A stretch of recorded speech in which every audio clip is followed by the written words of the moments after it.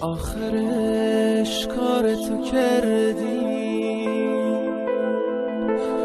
بله رو چه ساده گفتی. این تموم آرزوم بود که یه عمر به من نگفتی. یه روزی میشه تو دستام ببینم یه کوه دردی تو خیابونای قلبه، بری دنبالم بگردی. بله رو گفتی عزیزم، رو کنال حلقه ها رو. من میخواستم با تو باشم، کی میده جواب ما رو. شهر و سبا شکوهی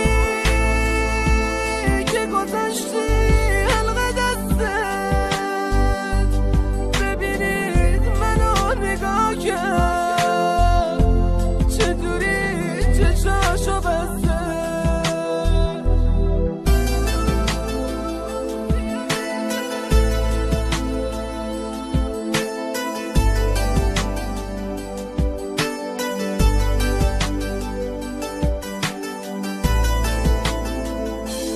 دیگه چشمات مال من نیست که تو آتیشش بسوزم.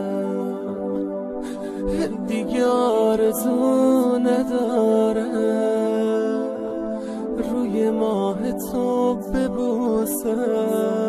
شاید امشب با تو شادم مثل آدمای اینجا. فرق من با تو در اینه که از امشب دیگه تنها. گرچه من پر از سکوتم، ندارم یه جای فریاد. عزیزم یه بار دیگه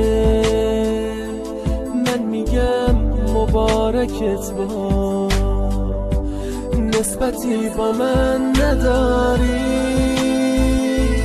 چی بگم که روم به دیوار، بله رو گفتی عزیزم.